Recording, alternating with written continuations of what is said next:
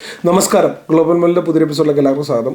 യുകെയിലേക്ക് വരാനിരിക്കുന്ന സ്റ്റുഡൻസ്, പ്രത്യേകിച്ചും സെപ്റ്റംബർ അല്ലെങ്കിൽ ഈ ജൂൺ ജൂലൈ മാസങ്ങളിലേക്കൊക്കെ വരാനിരിക്കുന്ന സ്റ്റുഡൻസ് വളരെയധികം ശ്രദ്ധയോടെ അല്ലെങ്കിൽ ആകാംക്ഷയോടെ നോക്കിക്കാണുന്ന ഒരു ന്യൂസാണ് യുകെയിലെ സ്റ്റേ ബാക്കിനെ കുറിച്ചുള്ള റിവ്യൂവും മറ്റു കാര്യങ്ങളൊക്കെ. സ്റ്റേ ബാക്കുകൾക്ക് മാറ്റമില്ല എന്നൊക്കെ കഴിഞ്ഞ ദിവസം നമ്മൾ ഇൻഫർമേഷൻ ഷെയർ ചെയ്തിട്ടുണ്ടായിരുന്നു. പക്ഷേ ഇപ്പം വന്നിരിക്കുന്ന പുതിയ കുറേ ചേഞ്ചസ് ഉണ്ട്. അതായത് ഗവൺമെൻറ് മാറി, അതായത് ഋഷി സുനക് ഗവൺമെൻറ് രാജിവെച്ച് ജനറൽ ഇലക്ഷൻ പ്രഖ്യാപിച്ചിരിക്കുകയാണ്. സോ അതുകൊണ്ട് തന്നെ എന്തൊക്കെ മാറ്റങ്ങൾ സംഭവിക്കും എന്നുള്ളത് വളരെയധികം ശ്രദ്ധിച്ചുകൊണ്ടിരിക്കേണ്ട ഒരു കാര്യമാണ്. അതുപോലെ തന്നെ കഴിഞ്ഞ ദിവസം സ്റ്റുഡൻസിനെ കുറിച്ചും സ്റ്റുഡൻറ്റ് വിസയെക്കുറിച്ചും കുറച്ച് അപ്ഡേറ്റ്സ് ഹോം ഓഫീസിൻ്റെ വെബ്സൈറ്റിൽ വന്നിട്ടുണ്ടായിരുന്നു. സോ ആ കാര്യങ്ങളോട് ഇന്ന് ഷെയർ ചെയ്യാനാണ് ഉദ്ദേശിക്കുന്നത്. അപ്പം UK സ്റ്റുഡൻറ്റ് വിസയെക്കുറിച്ചും UKയുടെ സ്റ്റേ ബാക്ക് ഡീറ്റെയിൽസിനെ കുറിച്ചും സ്റ്റുഡൻസിന് വേണ്ടിയിട്ടുള്ള കുറച്ച് അപ്ഡേറ്റ്സുമാണ് ഇന്നത്തെ വീഡിയോയിൽ മൊത്തത്തിൽ ഷെയർ ചെയ്യുന്നത്. അപ്പോൾ വീഡിയോയിലേക്ക് എല്ലാവർക്കും സ്വാഗതം. വീഡിയോ സ്റ്റാർട്ട് ചെയ്യുന്നതിന് മുമ്പ് വളരെ ചെറിയ റിക്വസ്റ്റ് ഉണ്ട്. നിങ്ങൾ ആദ്യമായിട്ട് വീഡിയോ ആണെന്നുണ്ടെങ്കിൽ ദയവായി ചാനൽ സബ്സ്ക്രൈബ് ചെയ്യുക. ഒപ്പം ഞാൻ ഇതുപോലത്തെ ഇൻഫോർമേറ്റീവ് ചാനലുകളുണ്ടെങ്കിൽ ഒന്നും മിസ്സായിരിക്കാൻ തൊട്ടുള്ള ബെല്ലൈക്കൺ പ്രസ് ചെയ്യാൻ മറക്കരുത്. നമുക്ക് നേരെ വീഡിയോയിലേക്ക് കിടക്കാം. അപ്പോൾ ആദ്യമായിട്ട് പറയേണ്ട കാര്യം എന്ന് പറഞ്ഞാൽ, ഇനി വരുന്ന ജനറൽ ഇലക്ഷനിൽ മിക്കവാറും ലേബർ പാർട്ടി ആയിരിക്കും വരാൻ സാധ്യത. അല്ലെങ്കിൽ ലേബർ പാർട്ടി മജോറിറ്റിയുള്ള ഒരു തൂക്ക് മന്ത്രിസഭ, ഒരു ഗവൺമെൻറ് വരാനായിരിക്കും സാധ്യത. സോ അതുകൊണ്ട് തന്നെ ലേബർ പാർട്ടി ക്ലിയറായിട്ട് മെൻഷൻ ചെയ്തിട്ടുണ്ട്. സ്റ്റുഡൻറ്റ് വിസയിൽ ഇപ്പം വന്നിരിക്കുന്ന നിയമങ്ങളെല്ലാം അതുപോലെ തന്നെ നിലനിർത്തും. പക്ഷേ തുടർന്ന് മറ്റ് ചേഞ്ചസ് ഒന്നും സ്റ്റുഡൻറ്റ് വിസയിൽ കൊണ്ടുവരാൻ സാധ്യതയില്ല, അല്ലെങ്കിൽ അതിൻ്റെ മറ്റ് പ്രശ്നങ്ങളൊന്നും ഉണ്ടാകാൻ സാധ്യതയില്ലെന്നാണ് അവരുടെ മാനിഫെസ്റ്റോയിൽ പറഞ്ഞിരിക്കുന്നത്. സോ അതുകൊണ്ട് തന്നെ മറ്റ് പ്രശ്നങ്ങളൊന്നും സ്റ്റേ ബാക്കിനെ സംബന്ധിച്ചുണ്ടാകാൻ തീർച്ചയായിട്ടും സാധ്യതയില്ല. ഇനി ഡിപ്പെൻഡൻസിൻ്റെ കാര്യം പുതിയ ഗവൺമെൻറ് റിവ്യൂ ചെയ്യേണ്ടതായിട്ടുണ്ട്. സോ അത് അടുത്ത ഇലക്ഷന് ശേഷം മനസ്സിലാവും.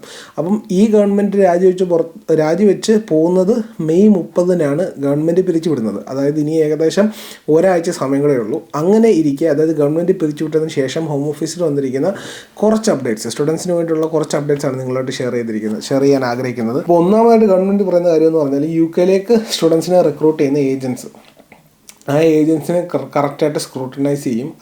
അതായത് നല്ല രീതിയിൽ കാര്യങ്ങൾ മുന്നോട്ട് നീക്കുന്ന ആളുകളെ മാത്രം, അതായത് വെറുതെ സ്റ്റുഡൻസിനെ കൊണ്ടുവരുന്ന ഏജൻസിനെ കൺട്രോൾ ചെയ്തുകൊണ്ട് കൃത്യമായ സ്ക്രൂട്ടനൈസും കാര്യങ്ങളൊക്കെ ചെയ്തതിന് ശേഷം പ്രോപ്പറായിട്ടുള്ള നല്ല ഏജൻസിനെ കണ്ടെത്തി അവർക്ക് അപ്രൂവൽ എല്ലാം കൊടുക്കാനായിരിക്കും ഉദ്ദേശിക്കുന്നത്. ഇനി അതെങ്ങനെയായിരിക്കും വർക്കൗട്ട് ചെയ്യുന്നതെന്ന് നമുക്കറിയത്തില്ല. പക്ഷേ ഗവൺമെൻറ് പറഞ്ഞിരിക്കുന്നത് ഏജൻസിൻ്റെ കാര്യത്തിൽ, റിക്രൂട്ട്മെൻറ്റ് ഏജൻസിൻ്റെ കാര്യത്തിൽ കൃത്യമായിട്ടൊരു ഒരു അടുക്കും ചിട്ട ഉണ്ടാക്കുമെന്നാണ് നമുക്ക് ഹോം ഓഫീസിൻ്റെ വെബ്സൈറ്റിൽ നിന്ന് ഒന്നതായിട്ട് നമുക്കറിയാൻ സാധിക്കുന്ന കാര്യം. അടുത്ത ഡീറ്റെയിൽസ് പറയുന്നതിന് മുമ്പ് തന്നെ യുകെയിലേക്ക് വരാനിരിക്കുന്ന സ്റ്റുഡൻസിന് ഹെൽപ്ഫുൾ ആയിട്ടുള്ള ഒരു ഇൻഫർമേഷൻ ഞാൻ പാസ് ചെയ്യാം. യുകെയിലേക്ക് വരാനിരിക്കുന്ന സ്റ്റുഡൻസ്, നിങ്ങൾ ഏത് യൂണിവേഴ്സിറ്റിയിലേക്കാണ് വരുന്നത്, ആ യൂണിവേഴ്സിറ്റിക്ക് അടുത്ത് നിങ്ങൾക്ക് അക്കോമഡേഷൻ കണ്ടുപിടിക്കാൻ സാധിക്കുന്ന ഒരു പ്ലാറ്റ്ഫോം ഞാൻ പരിചയപ്പെടുത്താം. പ്ലാറ്റ്ഫോമിൻ്റെ പേര് ആംബർ സ്റ്റുഡൻറ്റ് എന്നാണ്. UKയിലെ ഒരുവിധപ്പെട്ട എല്ലാ യൂണിവേഴ്സിറ്റികളുടെ അടുത്ത് വളരെ അഫോർഡബിൾ ആയിട്ടുള്ള അക്കോമഡേഷൻസ് കണ്ടുപിടിക്കാൻ നിങ്ങളെ ഹെൽപ്പ് ചെയ്യുന്ന ഒരു പ്ലാറ്റ്ഫോമാണ് ആംബർ സ്റ്റുഡൻറ്റ്. സോ നിങ്ങൾക്ക് ഏതെങ്കിലും യൂണിവേഴ്സിറ്റിക്ക് അടുത്തുള്ള അക്കോമഡേഷൻസ് ഉണ്ടെങ്കിൽ വളരെ ഈസിയാണ്. അവരുടെ ലിങ്ക് ഞാൻ ഡിസ്ക്രിപ്ഷനിലും അതുപോലെ തന്നെ കമൻറ്റ് ബോക്സിലും പിൻ ചെയ്തേക്കാം. നിങ്ങൾക്ക് അവരുടെ വെബ്സൈറ്റിൽ കയറി നോക്കിയിട്ട് നിങ്ങൾ ഏത് യൂണിവേഴ്സിറ്റി ആണോ, ഏത് സ്ഥലത്തേക്കാണോ നിങ്ങൾ വരുന്നത്, ആ സ്ഥലത്തെ അക്കോമഡേഷൻ നമ്മുടെ സോർട്ട് ചെയ്ത് പ്രൈസ് ലോ ടു ഹൈയോ അല്ലെങ്കിൽ നിങ്ങളുടെ റിക്വയർമെൻറ്റ് അനുസരിച്ചുള്ള കാര്യങ്ങൾ സോർട്ട് ചെയ്തിട്ട് നിങ്ങൾക്ക് അക്കോമഡേഷൻസ് ബുക്ക് ചെയ്യാൻ സാധിക്കും.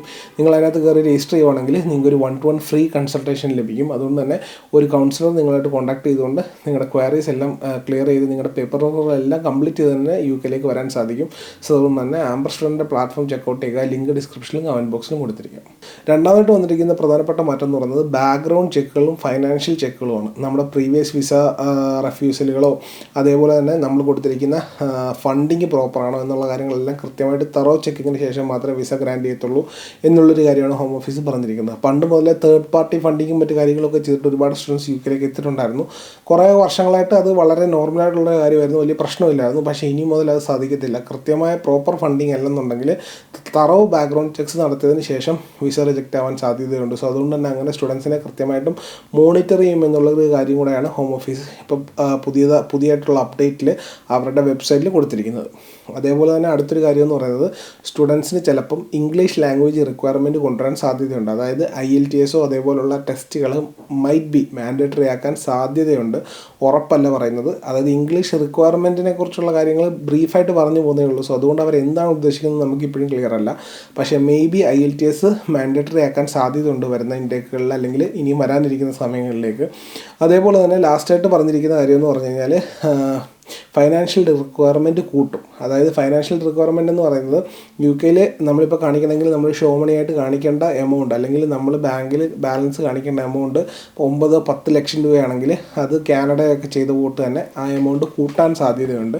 സോ അങ്ങനെ കൂട്ടിയിട്ട് ഫൈനാൻഷ്യൽ സ്റ്റെബിലിറ്റി സ്റ്റുഡൻസിന് ഉറപ്പ് വരുത്തുക, അല്ലെ അവരെ സെക്യൂർ ആക്കുക എന്നുള്ള കാര്യങ്ങളാണ് ഗവൺമെൻറ് ചെയ്യാൻ പോകുന്നത് എന്നാണ് പറഞ്ഞിരിക്കുന്നത്. പക്ഷേ ഇനിയിപ്പോൾ 7 ദിവസമേ ഉള്ളൂ. ഇത് റൂളാണോ അല്ലെങ്കിൽ എന്ന് മുതൽ റൂളാകും, അല്ല റൂളിൻ്റെ സ്പെസിഫിക് ഡീറ്റെയിൽസ് എന്താണ് എന്നുള്ള കാര്യങ്ങളൊന്നും ഗവൺമെൻറ് ഓഫ് യുകെയുടെ വെബ്സൈറ്റിൽ കൊടുത്തിട്ടില്ല. പക്ഷേ ഇത്രയും കാര്യങ്ങളാണ് ബ്രീഫായിട്ട് ഗവൺമെൻറ് ഓഫ് യുകെയുടെ വെബ്സൈറ്റിൽ വന്നിരിക്കുന്നത്.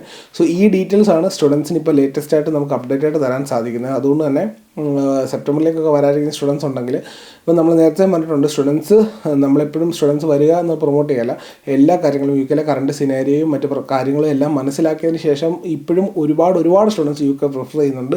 സോ ആ സ്റ്റുഡൻസിനെല്ലാം വരാൻ താല്പര്യമുള്ള സ്റ്റുഡൻസ് എല്ലാം കൃത്യമായിട്ട് ഈ അപ്ഡേറ്റ്സിൽ അറിഞ്ഞിരിക്കുക.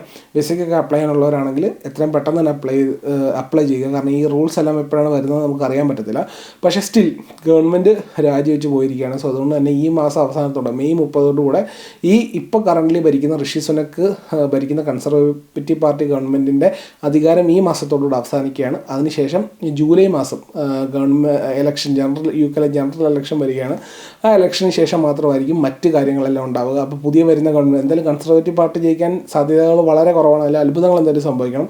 ഇനി കൺസർവേറ്റീവ് പാർട്ടി ജയിച്ചാലും അല്ല മറ്റൊരു പാർട്ടിയാണ് ജയിക്കുന്നുണ്ടെങ്കിലും ഈ ഗവൺമെൻറ് ആയിരിക്കത്തില്ല. ഇപ്പം കൺസർവേറ്റീവ് പാർട്ടിക്ക് തന്നെ റൈറ്റ് വിങ് ടോറീസ് ഉണ്ട്, ലെഫ്റ്റ് വിങ് ടോറീസ് ഉണ്ട്. സോ ആ പാർട്ടിക്കകത്ത് തന്നെ 2 ഭാഗങ്ങളുണ്ട്. സോ ആരായിരിക്കും വരാൻ സാധ്യത എന്ന് നമുക്കറിയത്തില്ല. അതുകൊണ്ട് തന്നെ വരുന്ന ഗവൺമെൻറ്റിനനുസരിച്ചായിരിക്കും ഇനി വരാനിരിക്കുന്ന അപ്ഡേറ്റ്സ്. സോ അതുകൊണ്ട് തന്നെ നിങ്ങൾക്ക് കറൻ്റ്ലി ഒരു വിസ അടിച്ചിട്ടുണ്ടെങ്കിൽ അത് പഴയ റൂള് പ്രകാരമാണെങ്കിൽ ഇനിയും മുതൽ വരുന്ന ആളുകൾക്കെന്നുള്ള രീതിയിലായിരിക്കും റൂൾസ് ചേഞ്ച് ആവാൻ സാധ്യത. ഇതുവരെയുള്ള നിയമമാറ്റങ്ങളെല്ലാം അങ്ങനെ തന്നെയായിരുന്നു ഉണ്ടായിരുന്നത്. അതായത് കറൻ്റ്ലി ഒരു വിസ അടിച്ച ആളുകൾക്ക് ഏത് നിയമമായിരുന്നു ആ നിയമമായിരിക്കും അവർക്ക് ഫോളോ ചെയ്യുന്നത്. പക്ഷേ റൂൾ ചേഞ്ച് വരുന്ന ഏത് ദിവസം മുതലാണോ അന്ന് മുതൽ വരുന്ന ആളുകൾക്കായിരിക്കും വ്യത്യാസമുള്ളത്. സോ അതുകൊണ്ട് തന്നെ ഇപ്പോൾ ഉള്ള സ്റ്റുഡൻസ് പാനിക്കേണ്ട ആവശ്യമില്ല. മിക്കവാറും ഇനി വരാനിരിക്കുന്ന ചേഞ്ചസ് എല്ലാം അടുത്ത 2025 ജനുവരി മുതലുള്ള സ്റ്റുഡൻസിനെ ആയിരിക്കും മാറ്റങ്ങളുണ്ടെങ്കിൽ പോലും ബാധിക്കുന്നത്. പ്രധാനമായ ചോദ്യം സ്റ്റേ ബാക്കിനെ ബാധിക്കുമോ എന്നുള്ളതായിരുന്നു. സ്റ്റേ ബാക്കിന് യാതൊരു മാറ്റങ്ങളുമില്ല.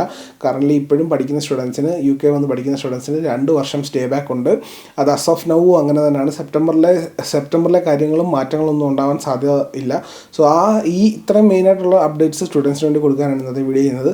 അപ്പം ഈ കാര്യങ്ങളെല്ലാം എല്ലാവർക്കും ക്ലിയർ ആയെന്ന് വിശ്വസിക്കുന്നു. ഇന്നത്തെ വീഡിയോ ഇഷ്ടപ്പെട്ടുണ്ടെങ്കിൽ ദയവായി ഈ വീഡിയോ ലൈക്ക് ചെയ്യുക. അതുപോലെ തന്നെ വീഡിയോ വൈൻഡപ്പ് ചെയ്യുന്നതിന് മുമ്പ് വളരെ ചെറിയ റിക്വസ്റ്റ് ഉണ്ട്, മറക്കാതെ ചാനൽ സബ്സ്ക്രൈബ് ചെയ്യുക. അപ്പം ഞാനിന്ന് ഇതുപോലത്തെ ഇൻഫോർമേറ്റീവ് മെൻറ്റേജുള്ള കണ്ടൻസ് ഒന്നും മിസ്സായിരിക്കാൻ തൊട്ടടുത്തുള്ള ബെൽ ഐക്കൺ പ്രസ് ചെയ്യാൻ മറക്കരുത്. നമുക്ക് ഇനി ഒരു വീഡിയോയിൽ കാണാം. ഇനി ഒരു വീഡിയോയിൽ കാണുന്നവരെ ഗുഡ് ബൈ.